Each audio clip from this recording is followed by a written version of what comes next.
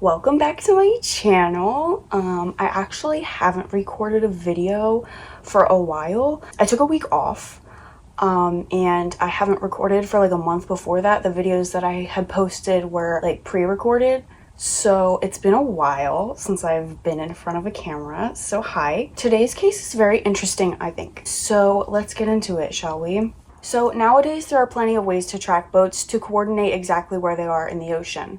Just last month, my mom went on a cruise and I was literally like live tracking the whole thing the entire way. So captains are usually very forthcoming about their like location information, especially when something goes wrong and they need immediate assistance. So you can imagine how shocking it was when a small charter boat left the coast of Miami and seemed to disappear into thin air. No one had seen it, no one knew where it went, and when they finally did locate the boat, the 6 people on board were nowhere to be found. This is the case of the Joe Cool. So the Joe Cool was a 47-foot long sport fish boat that was essentially built to weather rough seas. So it's a very nice, expensive fishing boat, but it's known to be sturdy and seaworthy. On September 22nd, 2007, the Joe Cool left the Miami Beach Marina heading to the Bahamas with 6 people on board, 4 crew members and 2 guests. The boat's captain was Jake Branham, and he also brought his wife Kelly Branham and 2 crewmen. Scott Gamble, who was Jake's older half-brother, and first mate Samuel Carey, who was a close friend of the family. So the 4 of them knew each other quite well, like they were like friends and family, you know? Like the crewmates knew what they were doing. Jake had a charter business, meaning that people would pay him to take them out on a boat, usually fishing, you know? This wasn't just like a group of friends going out on a boat for fun. Well, like it was, but like they were professional, like they knew what they were doing, you know? They weren't just like around the whole time. Especially like Jake was very professional, like he knew what he was doing. Now the other 2 passengers that boarded the vessel were different than the ones Jake had previously taken on. Guillermo Zarabozo and Kirby Archer were not interested in fishing. They just wanted transportation from Miami to Bimini, which is an island in the Bahamas, and they paid $4,000 for a one-way trip. Jake had explained to them that it would be easier for them to fly to Bimini, but the 2 told Jake that their girlfriends had accidentally packed their passports in the girlfriend's luggage. So the girlfriends were in Bimini with their passports and they were stuck here in Miami. So Jake is like, okay, I'll help you guys out, takes them on his boat. The initial plan was to take Guillermo and Kirby straight to Bimini, which is about a 50-mile trip, then maybe do a little bit of fishing on the way back and eventually come back to Miami. Not too complicated, this could all be done in about 2.5 hours. So the group sets out.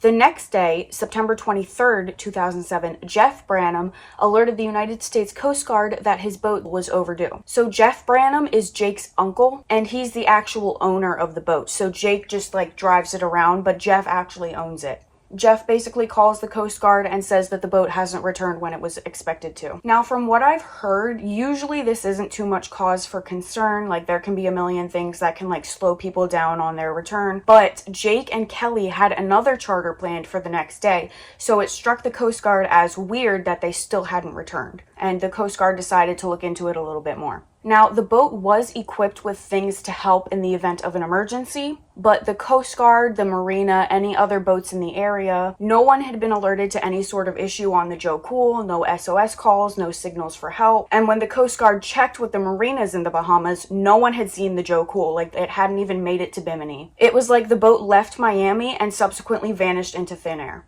The Coast Guard issued a pon-pon message, which is basically like a be on the lookout, basically letting other vessels in the area know, like, hey, we're looking out for this boat, like, keep an eye out for it.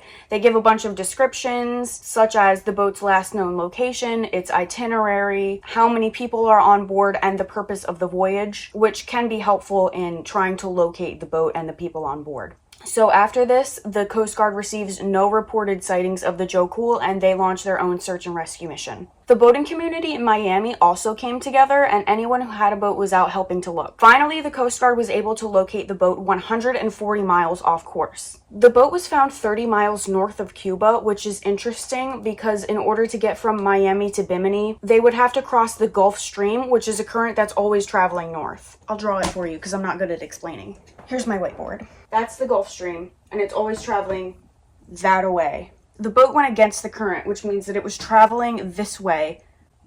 I'm so sorry about that. But it was traveling downwards when the natural flow of the current would be upwards.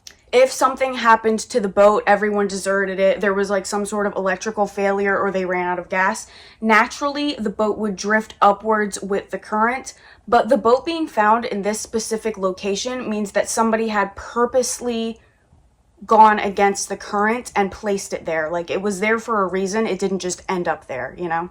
So as the Coast Guard was approaching the Joe Cool, they were trying to get in contact via radio, but no one was answering. They tried sounding their ship's whistle, trying to get somebody to come out and like respond, but no one did. They also went right up to the boat and tapped on the hull with their batons in case maybe there were like people sleeping down there and they just didn't hear. Like, they were trying to like rouse people to get them out, but no one came out.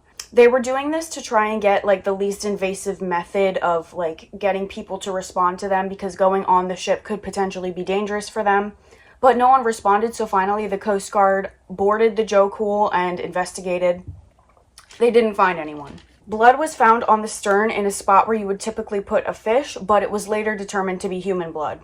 They found 4 9mm shell casings around the cabin, as well as a blowgun, darts, throwing stars, and a handcuff key.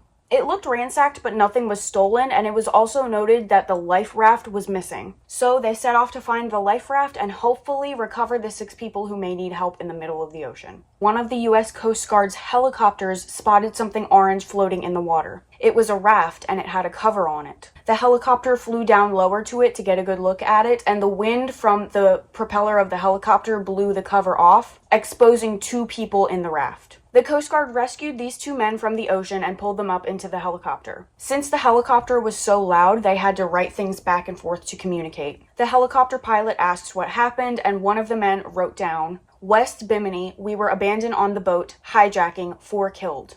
The first time I heard that, and even now, like every time I hear that, it like gives me chills. I don't know why, it's like upsetting. Oh my god. It was later confirmed that these 2 men were Guillermo Zarabozo and Kirby Archer, coincidentally the 2 passengers and the only 2 people on the boat who weren't connected to everyone else. So the men's story was that 3 Cuban pirates boarded the Joe Cool and killed the 4 other crewmates and let the 2 of them go for some reason. So now we're starting to realize that these guys' story isn't adding up. If you're attacked by pirates, there's usually only 2 things pirates want: to traffic humans, which they obviously weren't doing in this case if they were killing everyone on board, or steal stuff. And remember how the boat looked ransacked but nothing was stolen?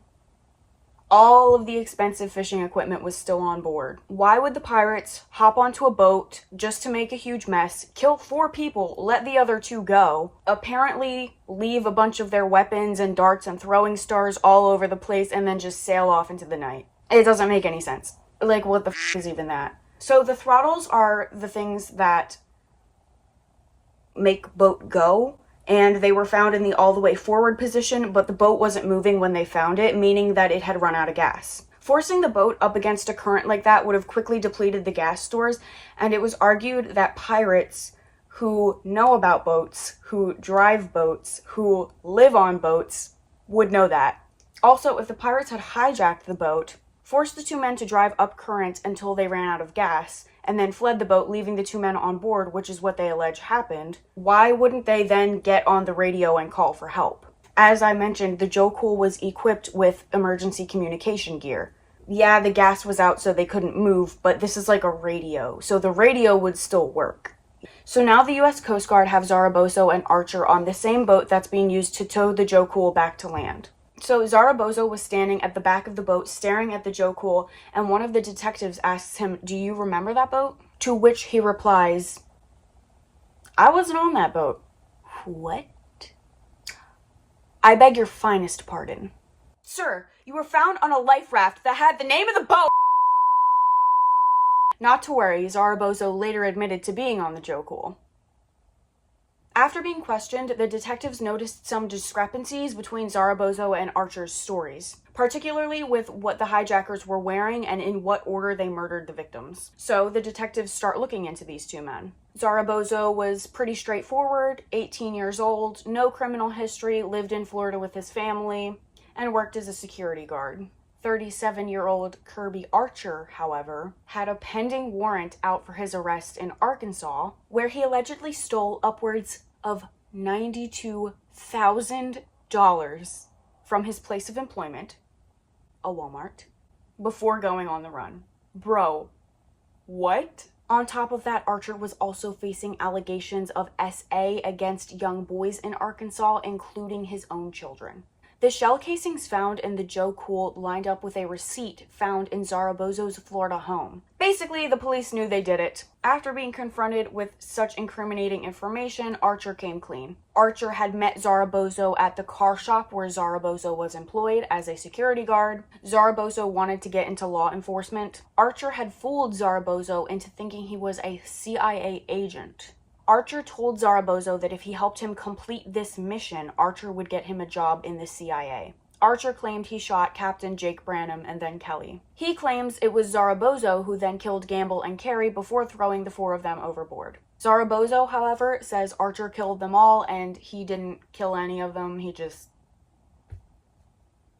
was there for moral support. I don't know. Archer and Zarabozo were formally charged with the murders on October 10th, 2007. Prosecutors alleged that Archer hijacked the boat and headed for Cuba to escape the intensifying child SA and theft investigations in Arkansas. Zarabozo didn't dispute that the 4 victims were killed, but claims that he didn't kill any of them. Zarabozo went to trial on a 16-count indictment. The jury unanimously found him guilty on all counts, including first-degree murder. Guillermo Alfonso Zarabozo was sentenced to 5 consecutive life sentences, plus 85 years without the possibility of parole. Kirby Logan Archer pleads guilty to the murders. He just narrowly missed a death sentence and was instead sentenced to 5 consecutive life sentences without the possibility of parole. He was also ordered to pay $794,181 in restitution to the families. About his sentencing, Archer said, "There's nothing I can say to fix it or take it back. I deserve to sit in jail for the rest of my life. I deserve the death penalty, no question about that. For the victim's family, I wish I could take back what happened. I wish I could show more emotion. I'm not built that way." Archer also said in court that even though he knew the victims briefly, he could tell they were good people, and he admitted that they didn't deserve to die. So heartbreaking. He said they deserved better than an ocean grave, and their burial at sea was not good. Way to just twist the knife, man, thanks. The only solace he could offer the family was that their loved ones didn't suffer and that their deaths were instantaneous. Though Zarabozo had previously stated in court that Jake was still alive when they threw him into the water. Surprisingly, Kirby Archer had a wife before this whole thing took place. She said in an interview that her husband got what he deserved. An article I found said that she filed for divorce in 2008, so slay queen. So I wish I could talk more about the victims and their lives and everything like that, but there was very limited information that I could find about them on the internet, unfortunately. They were all Florida residents who obviously loved to go fishing. Jake was only 27 and Kelly was 30. Jake and Kelly leave behind 2 children, a daughter who was 2 and a son who was only 6 months old when the murders occurred. I believe Kelly's sister ultimately got custody of the kids. Sammy was 27 and described as a sweetheart. 35-year-old Scott was very good at helping out on the boat, particularly on the mechanical side of things. They are all incredibly missed by their friends and family. Jake and Scott's sister, Amy, says, "As the years have gone by, you've reminded every holiday that you don't have the hugs and the joy and the love from the ones we've lost. We'll never have that again. There's a hole that will never go away." I'm like, chills. Like, literally. Unfortunately, the gun, as well as the bodies of Jake Branham, Kelly Branham, Scott Gamble, and Samuel Carey have never been recovered from the Atlantic Ocean. That's all I have for this case. I want to give credit to the new Oxygen show, Deadly Waters with Captain Lee. Love Captain Lee. Used to watch him on Below Deck. He slays. I would recommend that you go watch it, but literally as I was rewatching it to write the script for this video, they took it down and I got the video unavailable screen. I was like, what the freak? Rude. Anyway, as usual, if there's anything I missed, please leave a comment and let me know. If you like this video, please consider liking and subscribing to my channel. I post every Tuesday and Thursday. Thanks for watching. Bye-bye. It is July 8th and people are still setting off fireworks. Send help to 1234 Internet Street. I'm trying to do this. There's like orange marks on it because I was making a family tree for characters that I made up in my head. And I guess I used an aggressive shade of orange. So I'm sorry about that. But no, it's gone. So now the US Ghost card, hello? Sorry for like really getting in you for a second there. Okay. Sorry.